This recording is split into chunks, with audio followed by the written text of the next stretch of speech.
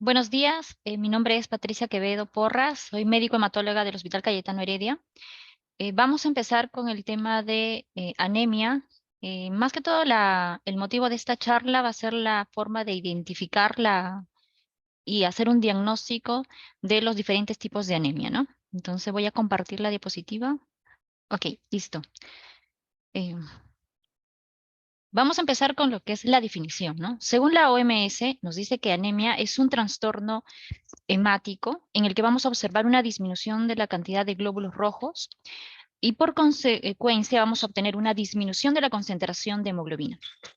Partiendo de esto, necesitamos comprender un poco acerca de la regulación de la eritropoyesis.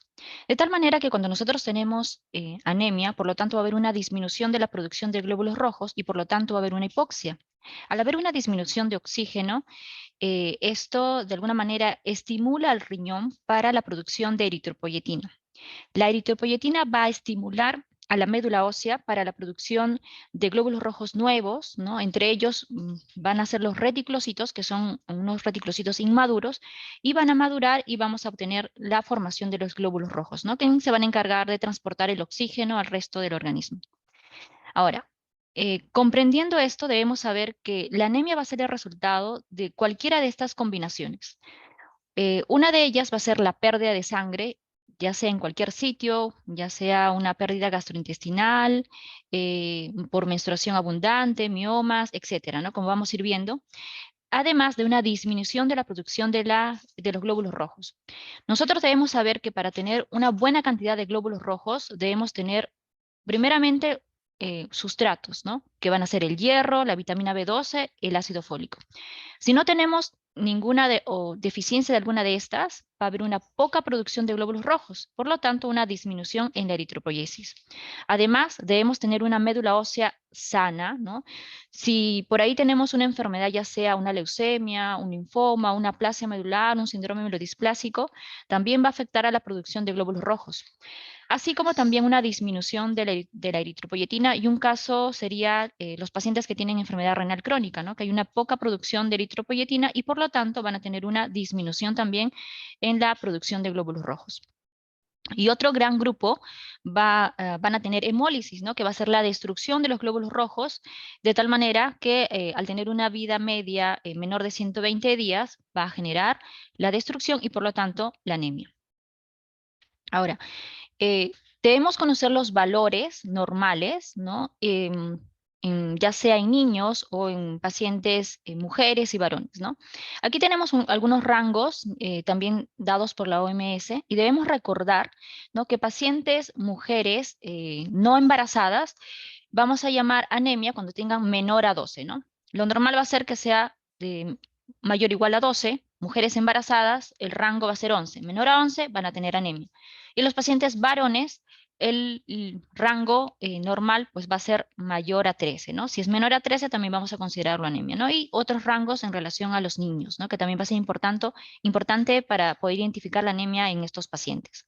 Y de acuerdo a la severidad o la cantidad de hemoglobina, podemos dividirlo en leve, moderado y severo, ¿no? Eso nos va a ayudar también quizá en el tratamiento que nosotros queremos dar en algunos pacientes, como vamos a ir viendo. Ahora, para poder hacer una clasificación de la anemia y poder de alguna manera llegar al diagnóstico, es mediante una clasificación ya sea por fisiopatología o por morfología. Una va a ser la fisiopatología, ya sea por la producción de reticulocitos. Una se va a llamar anemia regenerativa y la otra anemia arregenerativa. ¿Qué es la anemia regenerativa, no? Esta es, como hemos comentado, para generar una médula ósea normal en un proceso de anemia, ¿qué es lo que genera? Una mayor producción de reticulocitos. Y estos se producen porque tienen una buena o una gran estimulación por parte de la eritropoyetina y por lo tanto van a generar glóbulos rojos.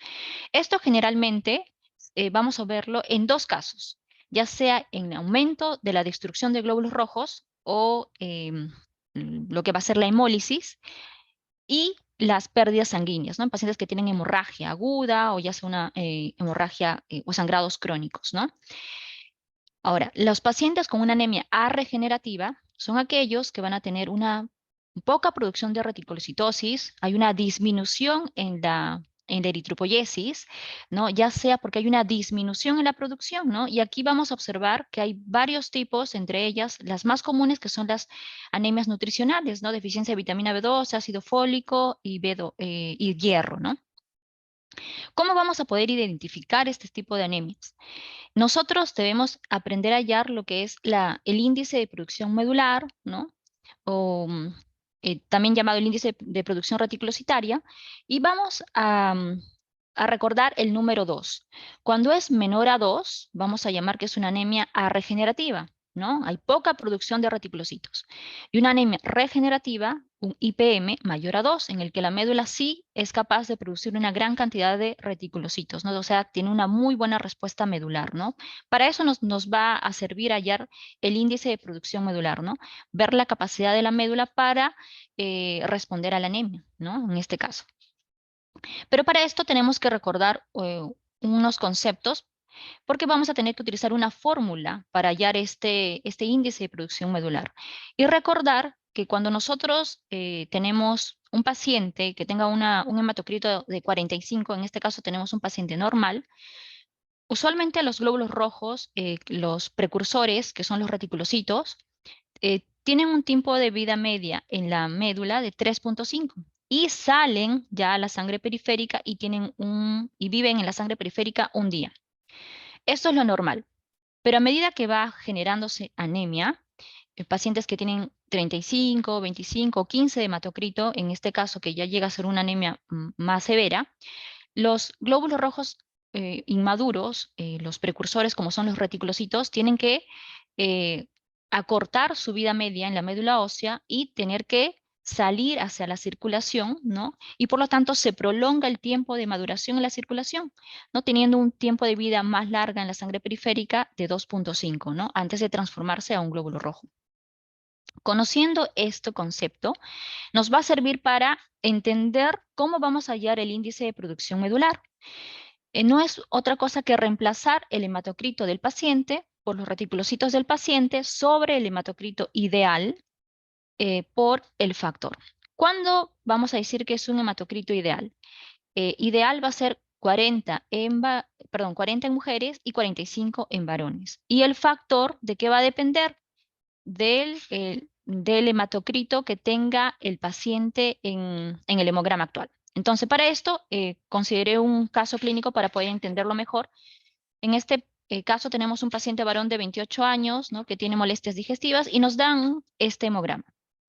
Tengo un hematocrito de 25, reticulocitos en 2%, que es lo que me pide la fórmula. Entonces, lo que yo voy a hacer es reemplazarlo, ¿no? El hematocrito del paciente, que es 25, por 2, como ven en la pantalla. El hematocrito ideal dijimos que si es varón es 45 y si es mujer 40, en este caso es un paciente varón, lo reemplazo 45 por el factor. Ahora, ¿cuál va a ser el factor? El factor va a ser, en este caso, el paciente tiene un hematocrito de 25, ubico dependiendo al sexo, y el factor sería 2, ¿no? Que representa el tiempo de maduración de los reticulocitos en la circulación. Entonces me sale un IPM de 0.55. Cuando es menor a 2, dijimos de que era una anemia arregenerativa. Entonces, sería una anemia arregenerativa. Por supuesto que hay fórmulas para hacerlo mucho más fácil. Hay calculadoras en el que yo ya puedo reemplazar los reticulocitos y el hematocrito y ya tengo el IPM. Pero lo importante es reconocer este IPM cuándo va a ser una anemia arregenerativa y regenerativa para yo poder orientarme al tipo de anemia que es, ¿no? En este caso es una anemia regenerativa. ¿Cuáles son las enfermedades que van a incluir estos tipos de anemias regenerativas, ¿no? O también llamadas centrales, que va a haber una disminución en la producción, ya sea porque hay una alteración a nivel de las células madres, ¿no? Que puede haber una insuficiencia a nivel de la médula, ya sea congénita o adquirida, como por ejemplo enfermedades como una aplasia medular en el que hay una disminución no solamente de los glóbulos rojos, sino también de otras series, el síndrome mielodisplásico, que también se observa disminución de la hemoglobina como de otras series y tienen otras características.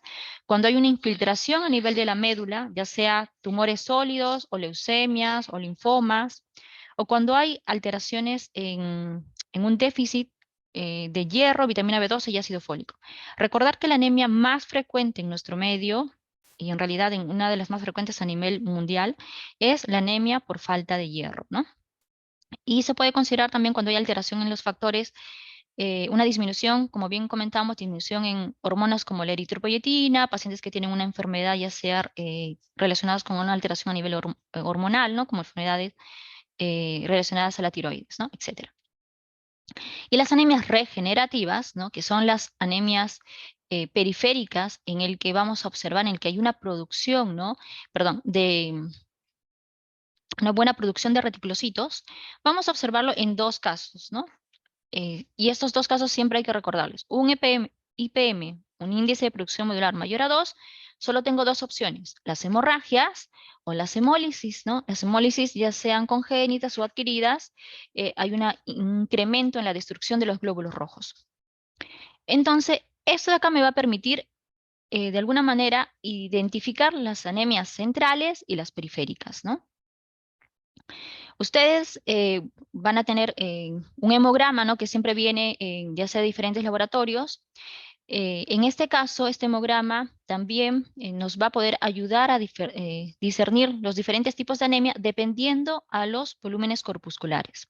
Entonces, vamos a hacer la siguiente división, dependiente del el tamaño de los glóbulos rojos, ¿no? Si son microcíticos, normocíticos y macrocíticos. Entonces, cuando son normocíticos, que tienen un tamaño normal, que el volumen corpuscular medio va entre 80 a 100 femtolitros, usualmente estas enfermedades son ya sea por una anemia por enfermedad crónica, llamadas las enfermedades por inflamación, en el que acá pueden estar relacionadas enfermedades ya sea como pacientes que tienen una infección, una neoplasia, etcétera. Las anemias hemolíticas pueden ser en cierto modo, normocíticos, las anemias por hemorragias agudas también, y las anemias aplásicas, algunas también. Y los pacientes con microcitosis, menos de 80 femtolitros, estas cuatro siempre, y a la cabeza, la anemia por deficiencia de hierro, ¿no? Posteriormente yo ya podría descartar, si es que tengo un paciente que no responde al hierro, con constantes microcíticas, quizá una talasemia, una anemia sideroblástica e intoxicación por plomo. Y las anemias macrocíticas, cuando el volumen corpuscular medio es mayor a 100, voy a tener dos grandes grupos, ¿no? Los pacientes que tengan una anemia megaloblástica, ¿no? En que los glóbulos rojos son grandes, ya sea por deficiencia de vitamina B12 o deficiencia de folato, ¿no? O ácido fólico. No megaloblásticas, que no están relacionadas con estas deficiencias de vitaminas, sino pacientes que tienen una alteración ya sea un síndrome de falla medular, hipotiroidismo, enfermedad hepática o también el incremento de reticulocitos. Recuerden que los reticulocitos son grandes, por eso van a tener un volumen corpuscular medio alto, ¿no? Ahora, nosotros también debemos, para llegar al diagnóstico, debemos hacer una correcta anamnesis, ¿no? Preguntar por ahí si es que hay sangrados, el tipo de la dieta, pacientes si son, que sean vegetarianos, si por ahí tienen familiares con un tipo de enfermedad de una anemia hemolítica, congénita, preguntar si tienen algún antecedente de una cirugía, ¿no? Hacer una buena exploración física, ver el grado de palidez, de ictericia, si es que tienen hematomas, una alteración, glositis, ¿no? O alteración a nivel de la lengua, a nivel de las uñas, si es que están muy agitados, si tienen disnea, cansancio, eso también me va a orientar al tratamiento de forma aguda que le puedo dar al paciente, si están asociados o no a adenopatías, si tiene alguna organomegalia, ¿no? Como esplenomegalia o hepatomegalia, ¿no? Y el hemograma, siempre recuerden que cuando pidan un hemograma, pidan hemograma más reticulocitos, ¿no? Porque eso me va a ayudar a discernir si es una anemia regenerativa versus una regenerativa como hemos visto. Ahora, vamos a ver dos grandes grupos, lo que es anemia ferropénica y la anemia megaloblástica, que va a ser de manera, el enfoque de esta presentación va a ser llegar al diagnóstico, ¿no? Más que el tratamiento. Entonces, la anemia ferropénica se va a caracterizar por la disminución de hierro, ¿no? Ahora, recordar que los pacientes con anemia ferropénica son aquellos que van a tener alguna, primeramente identificar la causa, ¿no? Ya sea porque el paciente tiene aumento en las necesidades, pacientes que están en pleno crecimiento, pacientes que están menstruando, embarazadas, en plena lactancia, que tienen una dieta inadecuada, ¿no? Como recordamos, los pacientes que no comen carne, ¿no? Los pacientes vegetarianos. Por eso preguntar, que también es un dato importante, ¿no? La malabsorción, pacientes que hayan tenido alguna cirugía, que hayan hecho una gastrectomía, una enfermedad celíaca, o que tengan la pica. Recuerden que la pica usualmente está asociada a lo que es la anemia ferropénica y consiste en consumir alimentos, ya sea como por ejemplo la tierra, el hielo, ¿no? Eh, Siempre preguntar el sangrado. Recuerden que una anemia ferropénica, hasta demostrar lo contrario, siempre pensar que puede ser una causa, algún tipo de sangrado que puede estar presentando el paciente. Por lo tanto, eh, podemos solicitar y mandar a la especialidad correcta, ¿no? Si es que tiene un sangrado a nivel gastrointestinal, mandar al gastroenterólogo, ¿no? Puede tener por ahí una gastritis, varices, una colitis ulcerosa, hemangiomas, angiodisplasias, hemorroides, ¿no? O incluso parásitos. O una neoplasia, en todo caso, que también podría ser la causa del sangrado. Pacientes que tienen alguna alteración, ya sea a nivel respiratorio, epistaxis, ¿no? Los pacientes que tienen también algún tipo de alguna alteración a nivel del aparato genitourinario, que tienen carcinomas, hematuria, hipermenorrea, ¿no? Sobre todo los pacientes mujeres, ¿no? Que es muy característico que vengan con miomas. O pacientes que han sido donadores constantes de sangre, que también pueden tener algún riesgo de tener una anemia ferropénica. Entonces, para esto, preguntar cuántos días dura la menstruación en las mujeres, ¿no? El embarazo, ¿no? Dijimos que hay un hiperconsumo, por lo tanto, estas mujeres deberían recibir hierro si es que lo necesitan, ¿no? Las características de la dieta, como dijimos, también algún tipo de sangrado. En los niños, evaluar si es que la dieta también es insuficiente, si es que tienen algún tipo de hemorragia o alteraciones a nivel gastrointestinal, ¿no? La prematuridad también de alguna manera condiciona que estos pacientes tengan algún tipo de anemia, ¿no? Y si la madre fue ferropénica, ¿no? Y el examen físico nos va a ayudar, ¿no? Alguna tumoración, algún dolor, alguna visceromegalia, también nos ayuda a ver si es que está asociado o no. Pensar quizá que es una neoplasia, un examen rectal, un examen pélvico. Y los pacientes van a tener estas características, ¿no? Que puede ser caída de cabello, ¿no? La pagofagia, que es la necesidad o la recurrencia de consumir el hielo. Vamos a observar esta forma de las uñas, que es la coiloniquia. Y muy importante, ustedes también cuando tengan pacientes en consultorio, revisar siempre la lengua, ¿no? Esto de alguna manera nos orienta a algún tipo de deficiencia, no solamente deficiencia de hierro, sino también deficiencia de ácido fólico y vitamina B12, ¿no? Uno con estas características de la lengua ya me puede orientar la deficiencia. Y pueden haber en casos más severos, ¿no? La disfagia ferropénica y las esclerotíticas azules. Recordar que los pacientes con anemia ferropénica pueden tener diferentes estados, ¿no? O sea, antes de llegar a la anemia ferropénica propiamente dicha, el paciente va a tener disminución de hierro de forma gradual, ¿no? Hasta ser tan severa la disminución de hierro que va a generar síntomas y cambios en el hemograma, ¿no? Como vemos en la imagen de abajo, la hemoglobina va haciéndose más severa a medida de que el hierro va disminuyendo, al igual que las constantes, ¿no? Al inicio pueden ser normales, pero tener ferropenia, ¿no? Pero a medida que el hierro va disminuyendo, el paciente ya se va haciendo una anemia franca, una anemia ferropénica con constantes corpusculares bajas, que es lo típico en los pacientes con anemia ferropénica, y la hemoglobina pues por debajo de 12 si es en mujeres y 13 por debajo de 13 en varones, ¿no? Y menor de 11 en pacientes no, que están cruzando con embarazos. ¿Cómo voy a hacer el diagnóstico? Recuerden que hay varios exámenes que nos pueden orientar al diagnóstico. Si nosotros pedimos una lámina periférica, podemos ver el grado de microcitosis y hipocromía. Podemos ver también trombocitosis reactiva. Es muy común ver pacientes que tienen anemia y trombocitosis. Esto es por consecuente de una anemia ferropénica. Voy a observar un índice de amplitud de distribución eritrocitaria que va a estar alto. ¿Eso qué me va a representar, ¿no? En el hemograma? Ustedes cuando vean estas siglas, RDW, me indica el grado de anisocitosis, que son diferentes formas de tamaño. Eso de alguna manera ya está diciéndome de que estos pacientes van a tener glóbulos rojos entre grandes y pequeños, que por lo tanto hay diferentes formas que me pueden orientar que también el paciente puede estar cursando con diferentes alteraciones, en este caso, deficiencia de hierro por la disminución del tamaño de los glóbulos rojos. Y hay varios exámenes como el grado de sideremia, que es el hierro total, ¿no? La ferritina, la saturación de transferrina y la capacidad total de fijación de hierro, que va a estar alta, ¿no? Ahora, ¿cuál de ellas me va a servir? Si ustedes me preguntan cuál elegiría como para hacer el diagnóstico. En realidad, tan solo con pedir ferritina y una ferritina baja por debajo de 30, se hace el diagnóstico de una anemia ferropénica. Entonces, ustedes podrían pedir la ferritina como parte del diagnóstico de una anemia ferropénica. Ahora, realizar un aspirado de médula ósea en realidad no se recomienda porque ya los exámenes de laboratorio me hacen el diagnóstico y hacer un aspirado de médula en la bibliografía dice que es el gold estándar, por supuesto, pero no se hace de forma rutinaria. Solo se hace en caso de que haya dudas, ¿no? En el que esté pensando en otro tipo de diagnóstico. Y como les comenté, con ferritina ya hago el diagnóstico de una anemia ferropénica por debajo de 20. Estas son las características de una anemia ferropénica. Los volúmenes van a estar disminuidos, el volumen sérico disminuido, lo que les comenté, la capacidad total de fijación de hierro elevado, la saturación de transferrina muy disminuido, por debajo de 20 también hago un diagnóstico de anemia ferropénica, y la ferritina. Ya menor de 12, por supuesto que es un diagnóstico, pero recuerden, menor a 30 se hace el diagnóstico de una anemia ferropénica.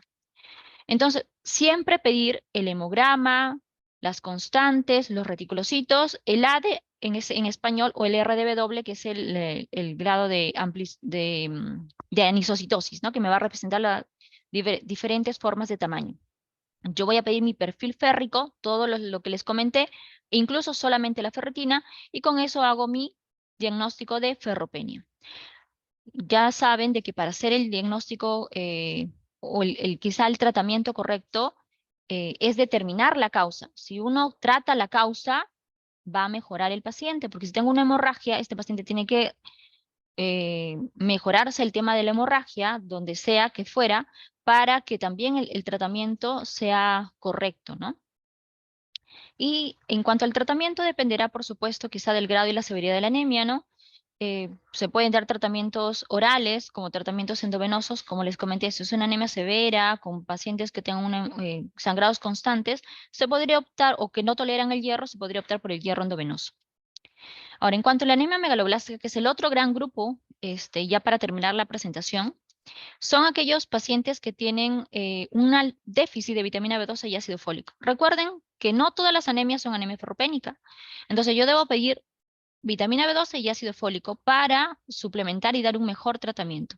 Usualmente estas anemias tienen un volumen corpuscular medio alto, son células grandes porque hay una alteración en la síntesis de ADN consecuencia del déficit de estas vitaminas. ¿Y dónde voy a observar estas alteraciones a nivel de deficiencia de vitamina B12? Pacientes que tienen un aporte insuficiente, los vegetarianos estrictos, ¿no? Los bebés, ¿no? Con lactancias largas de madres también que tienen deficiencia. Pacientes que tienen algún grado de malabsorción, ¿no? Ya sea gástrica, la anemia perniciosa. La anemia perniciosa no va a ser otra cosa que la deficiencia de vitamina B12, pero van a haber anticuerpos contra el factor intrínseco o contra las células parietales, ¿no? También una mala absorción a nivel intestinal. Hay varias causas, ya sea una parasitosis, insuficiencia pancreática, diverticulosis, etcétera, ¿no? O cirugías incluso. Y también vamos a observar aquellos pacientes que tengan algún déficit congénito, pero eso en realidad es un poco más raro. Y en cuanto a aquellos pacientes que tienen deficiencias en ácido fólico, cuando hay también un aporte insuficiente, recordar que los pacientes ancianos tienen más riesgo de generar algún tipo de deficiencia, pacientes que tienen alcoholismo, pacientes con hiperconsumo, el embarazo también, ¿no? El periodo de crecimiento. Recordar que las anemias hemolíticas también tienen riesgo de hacer anemias por deficiencia de ácido fólico.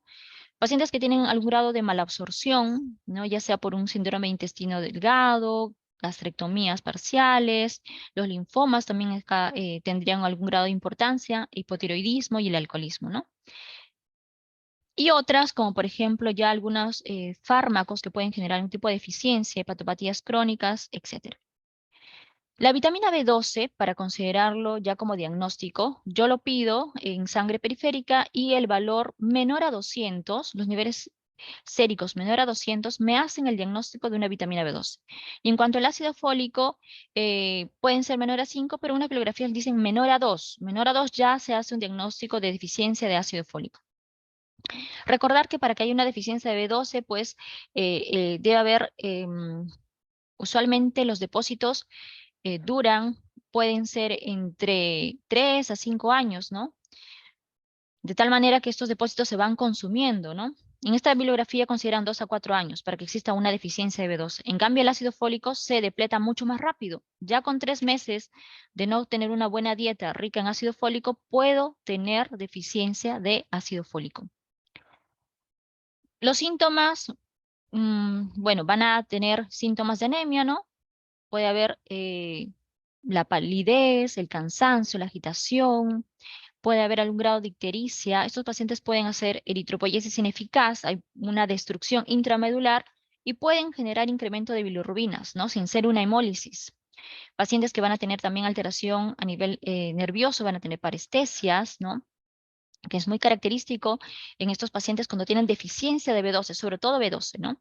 Y debemos revisar también, como les comenté, lo que es la boca. Cuando hay un tipo de glositis, dolor a nivel de la lengua, hay disgeusia, ya me puedo orientar a la deficiencia o un tipo de anemia megaloblástica, ¿no? Entonces, siempre revisar también lo que es la piel, la lengua y también por ahí adenopatía, siempre esplenomegalia, que es muy importante para descartar otro tipo de enfermedades. ¿Cómo voy a hacer el diagnóstico entonces de una anemia megaloblástica? Una anemia macrocítica, un volumen corpuscular medio alto, ¿no? Los reticulocitos van a estar disminuidos, por lo tanto, va a ser una anemia arregenerativa, ¿no? Igual, la deficiencia de hierro es una anemia arregenerativa. Puede haber un grado variable de leucopenia y trombocitopenia, ¿no? Estos pacientes incluso con anemia megaloblástica no solamente cursan con anemia, pueden cursar con bicitopenia o pancitopenia. Y vamos a tener un RDB alto, que dijimos que es el grado de anisocitosis, que son las diferentes formas de tamaño, y eso también ya me indica que tengo glóbulos rojos entre grandes y normales, por lo tanto debe haber algún grado de deficiencia de algún tipo de vitamina, como es la vitamina B12 o la B9, que es el ácido fólico. Debo pedir y ver los exámenes de LDH, ¿no? Que van a estar aumentados. Recuerden que el LDH lo que me va a indicar es una destrucción celular y como dijimos, en las anemias megaloblásticas hay una eritropoyesis ineficaz, que es el incremento de la destrucción de los glóbulos rojos, y por lo tanto va a haber incremento de bilirrubinas a predominio indirecto, ¿no? No conjugado. Si yo pido una lámina periférica, voy a observar glóbulos rojos grandes, hipersegmentados, como ven en la imagen, ¿no? Con otras alteraciones características que ya con una lámina periférica me podría orientar incluso a una anemia megaloblástica, confirmándolo, por supuesto, con los dosajes, ¿no? Séricos. Igual, la médula ósea no es de primera opción, ¿no? Siempre se hace cuando se tiene alguna duda diagnóstica, ¿no? Y lo que voy a observar en la médula ósea no es otra cosa que glóbulos rojos también grandes, ¿no? Leucocitos grandes, ¿no? Con cambios megaloblásticos, ¿no? Cambios megaloblásticos se llaman que van a ser células incluso grandes, ¿no? Y para concluir, entonces, cuando yo sospecho una anemia de megaloblástica, pido mi B12. Si es menor de 200, voy a confirmar que es un déficit de vitamina B12. Y si yo quiero descartar que sea una anemia perniciosa, porque hay una presencia de un anticuerpo, pido anticuerpos anticélulas parietales o antifactor intrínseco y hago el diagnóstico de una anemia perniciosa. Cuando el ácido fólico es menor a 2, es porque hay un déficit de ácido fólico. Esto es la forma de diagnosticarlo. Cuando es más de 300 o más de 4 el ácido fólico, yo descarto que sea deficiencia, ¿no? Y por supuesto, ahí ya tengo que empezar a buscar otras causas, ¿no? Y entre 200 y 300, la vitamina B12 y un ácido fólico entre 2 a 4, todavía tengo la posibilidad que sea algún grado de deficiencia de B12 y ácido fólico, ¿no?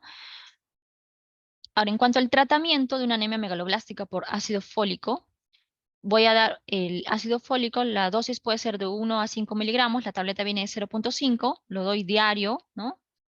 Y una deficiencia de B12, el tratamiento puede ser con cianocobalamina o hidroxicobalamina. Vamos a darle tratamiento en ampollas, ¿no? Puede ser primero semanal, luego mensual, eh, perdón, primero todos los días, luego semanal y luego mensual. Y también puede haber un grado de absorción buena por vía oral, ¿no? Que también se puede dar altas dosis en vitamina B12, ¿no? Que vienen presentaciones de 1000 microgramos, ¿no? Eso sería todo con respecto a anemia, el enfoque y las dos anemias nutricionales más frecuentes, ¿no? ¿Tienen, cuáles serían sus preguntas con respecto al tema presentado? Bien. Nuestro profundo agradecimiento por su presentación, doctora Patricia Quevedo Porras, y estamos seguros de contar con su apoyo en las próximas videoconferencias. Informarles a los participantes que pueden realizar sus preguntas, dudas o comentarios a través de este chat para ser respondidas en este momento.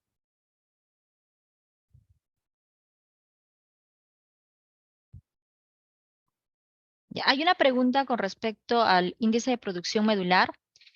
Voy a compartir nuevamente la pantalla para explicar eso con la fórmula.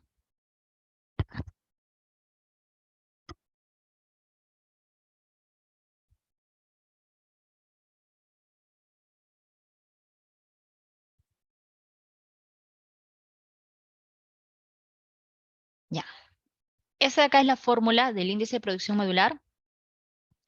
Esta fórmula va a consistir en, primero, en este hemograma, por ejemplo, que les comenté que es un caso clínico, yo tengo el hemograma, me dan el hematocrito, el volumen corpuscular medio, ¿no? Y los reticulocitos. Nos vamos a centrar en el hematocrito y los reticulocitos. Entonces voy a reemplazar mi hematocrito, que en este caso, en este paciente fue 25, lo voy a multiplicar por 2, que es el caso, en este caso el paciente tiene reticulocitos en 2%. Aquí es reemplazar los datos del hemograma. El hematocrito ideal, esto también ya es un valor fijo. Los pacientes varones van a tener 45 de hematocrito ideal y las mujeres un hematocrito ideal de 40. Voy a multiplicar por el factor. Ahora, este factor sí va a variar, ¿no? Si es varón y también del grado de hematocrito que tenga el paciente. En este caso, este paciente tiene un hematocrito de 25. Entonces me voy a ir donde está la columna de los varones y voy a ubicar el 25. En este caso, este 25 le corresponde un factor de 2. ¿Qué representa este factor de 2? Representa la vida media de los reticulocitos cuando salen de la médula ósea. Aquí es el tiempo que duran en la sangre periférica, ¿no? Este 2 es el valor, entonces, que vive los reticulocitos en la sangre periférica.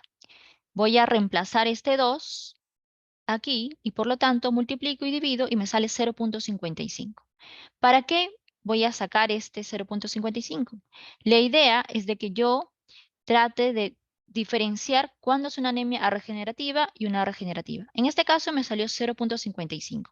Entonces, al ser menor a 2, es una anemia regenerativa. Por lo tanto, voy a ubicarme en este caso. Las opciones, ¿cuáles serían? Hay una disminución en la producción de glóbulos rojos que pueden ser a nivel central, ¿no? Puede ser una alteración a nivel medular, ¿no? Y aquí son varias enfermedades que pueden estar relacionadas, dependiendo ya a las características del paciente, pero son varias enfermedades que pueden estar involucradas, y entre ellas son todas las que comentamos aquí, ¿no? Por una infiltración, y la más frecuente por deficiencia de algún tipo de vitamina. A la cabeza, la deficiencia de hierro, ¿no?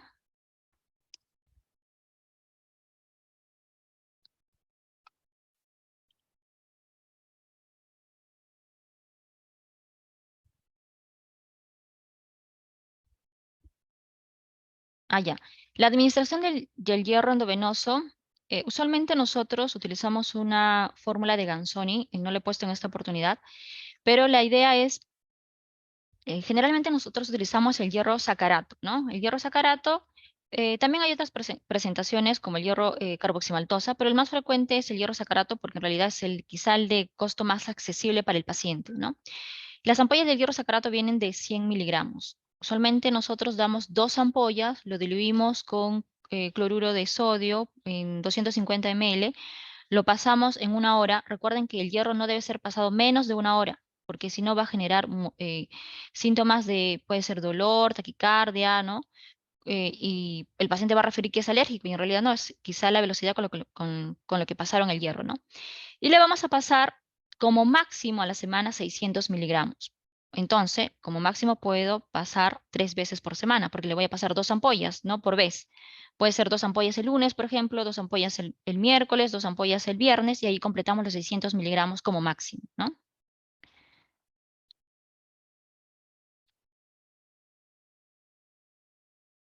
Ya, la otra pregunta es la aplicación del factor de corrección en altura. Bueno, Nosotros, en cuanto a la altura, esto también se podría aplicar, ¿no? El hecho de utilizar el IPM en pacientes que tienen pacientes que viven en altura, ¿no? Pero si nosotros quizá queremos evaluar, a veces esos pacientes tienen pues policitemia, ¿no? Ya sea como una reacción fisiológica del organismo, ¿no? Como compensación de la falta de oxígeno, ¿no?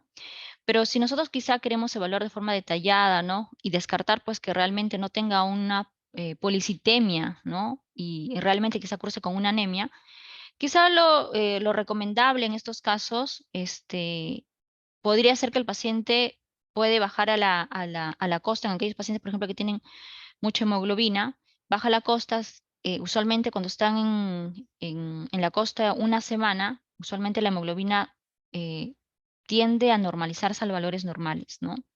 Y quizá ahí con mayor razón yo podría determinar si es que hay un grado de anemia real, ¿no?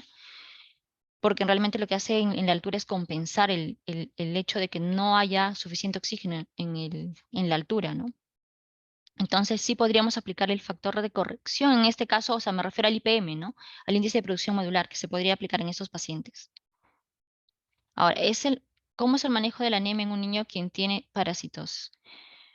Estos niños también pueden tener, los parásitos pueden estar relacionados a algún tipo también de anemia ferropénica. Entonces, en estos pacientes, ¿qué se recomendaría? Hacer pues un examen parasitológico, descartar que no tenga parásitos, dar el tratamiento exactamente ya para los parásitos que tengan, pero recuerden de que se podría manejar el tema de la anemia, ¿no? Usualmente en los niños menores de 12 años damos sulfato ferroso y la dosis suele ser de 3 miligramos kilogramo, ¿no? Esa es la dosis que damos en relación al sulfato ferroso. Ahora, recordar algo también en los pacientes, en los niños y en los adultos. Todo niño que tenga, sobre todo una infección bacteriana, siempre, y pacientes que tienen fiebre, siempre evitar la aplicación de hierro, ¿no? Porque ya se ha descrito que quizá el hierro puede favorecer que aparezca o se perpetúe una infección, ¿no? Entonces, se evita colocar hierro en aquellos pacientes que tengan una infección, ¿no? En cuanto a parasitosis, sí se da hierro a aquellos pacientes que tengan anemia ferropénica. Los análisis para diagnosticar anemia ferritina. Ah, ya.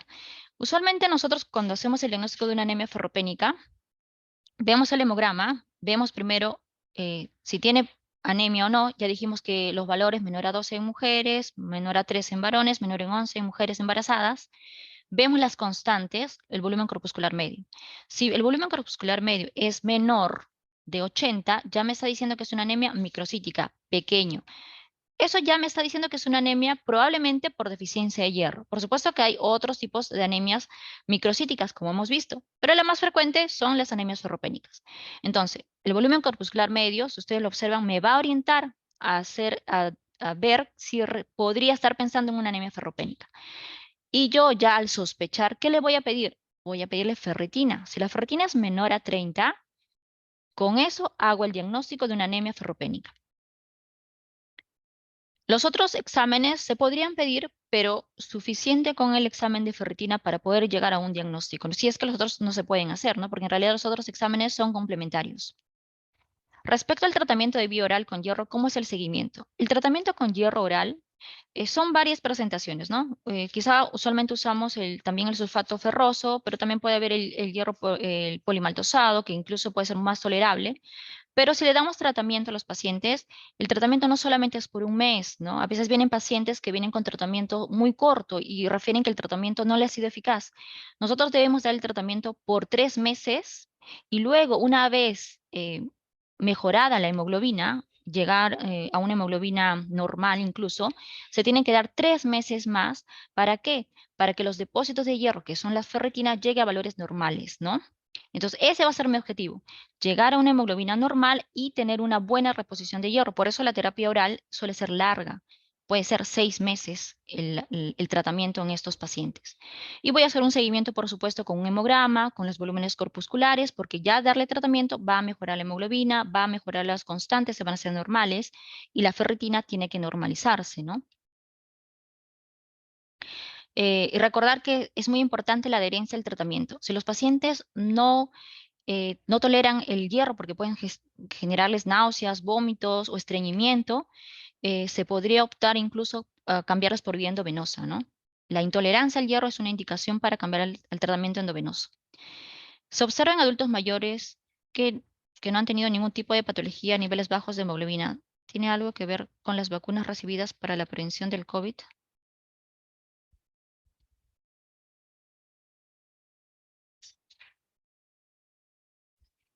A ver, voy a tratar de entender la pregunta porque no se entiende muy bien. Se observa en los adultos mayores que no han tenido ningún tipo de patología a niveles de hemoglobina. ¿Tiene alguno? A ver, los adultos mayores pueden, en este caso, por supuesto que pueden tener anemia, hemoglobinas bajas, pueden tener valores normales, pero pueden tener, como les comenté al inicio, pueden tener valores normales de hemoglobina, pero pueden tener hemoglobina ferritina baja, ácido fólico bajo, vitamina B12 baja sin tener anemia. ¿Sabes por qué? Porque hay fases para llegar a una hemoglobina baja. A medida que los nutrientes van disminuyendo la cantidad de hemoglobina. Por eso, si es que un paciente nos viene y nos dice que tiene quizás sensación de agitación, no cansancio, sin tener anemia, pueden tener algún tipo de deficiencia. No solamente es relacionarlo con algún tipo de vacuna, ¿no? Siempre deberíamos solicitar, incluso en los adultos mayores. ¿Por qué? Porque como los pacientes quizás no se alimentan bien, disminuye el consumo, no pueden tener quizás las muelas completas, no comen carne, etcétera, van a generar deficiencia no solo de hierro, sino como hemos comentado, de ácido fólico, porque lo que más se depleta de forma más rápida, ya en 3 meses se puede hacer una deficiencia de ácido fólico. O sea, no solo pensar o atribuirlo a la vacuna o al COVID, ¿no?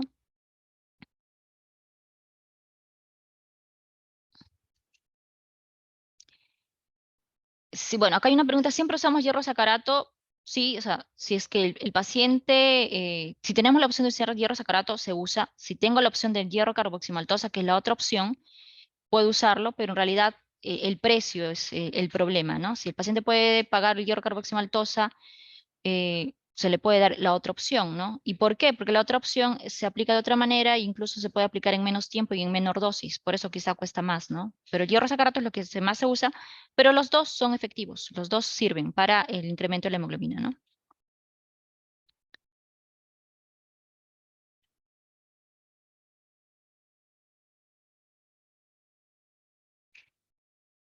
Ya, a ver, los pacientes que me comentan que hay un paciente que, bueno, radica en Cerro de Pasco, la mayoría de personas son adultas y tienen una hemoglobina alta, ¿no? Y lo recomendable es la sangría. Pero mi duda es qué sucede en la formación exagerada de hemoglobina. Ya. Bueno, este es otro tema, ¿no? Este paciente tiene pues incremento de hemoglobina, tiene policitemia, ¿no? Generalmente la hemoglobina alta se va a considerar mayor a 16,5 en varones y mayor a 16 en mujeres. Entonces, una hemoglobina en 21 ya es incremento de hemoglobina. Pero hay que considerar, ¿no? En todos los pacientes que están a la altura, en realidad no recomendamos la sangría de forma regular. Estos pacientes, recuerden que su forma de compensar la falta de oxígeno es con hemoglobinas altas. Entonces, no es tan recomendable hacerle las sangrías. Lo que sí que se recomendaría cuando los pacientes tienen hemoglobinas muy altas en tiempo constante, ¿no? Siempre se recomienda por lo menos que por ahí tiendan a bajar a la costa, ¿no? Porque de alguna manera su organismo vuelva a tenerlas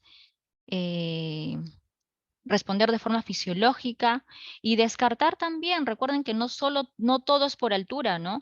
También hay enfermedades relacionadas a incremento de hemoglobina, que es, por ejemplo, la policitemia vera, que es una enfermedad que hay alteraciones a nivel de una mutación de un JAK2. Entonces, no solo pensar que es por la altura, pueden haber otras enfermedades asociadas. Entonces, por ahí no estaría mal que lo manden al hematólogo y descartar que no sea otra enfermedad, ¿no? O sea, y ver que realmente necesite sangrías o no.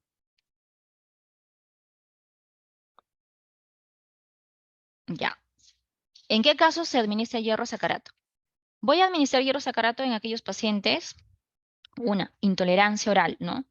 Pacientes que pueden tener anemia severa, pero que no tengan síntomas de una anemia sintomática, ¿no? Aquellos que tienen anemia sintomática y una anemia severa, por ejemplo, menor a 7 y están agitados, están cansados, están taquicárdicos, esos pacientes con anemia severa y anemia sintomática voy a considerar incluso la transfusión para manejo agudo de la emergencia, ¿no? Ahí no voy a esperar a darle hierro y esperar que suba la hemoglobina.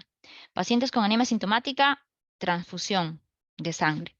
Pero los pacientes que están con una hemoglobina severa, pero están tranquilos, la clínica me va a orientar incluso, y tengan incluso sangrados, pues quizá constantes. Un caso, pacientes que tengan una hemorragia digestiva o pacientes que tengan miomas y van a estar sangrando constantemente, ¿no? Y la hemoglobina tiende a bajar. A esos pacientes les puedo dar hierro sacarato.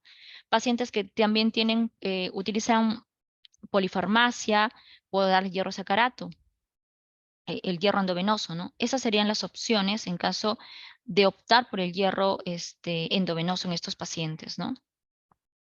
Si toleran la vía oral, empezar por la vía oral, ¿no? Que sería la forma menos invasiva en caso que los pacientes no quieran recibir hierro sacarato, ¿no?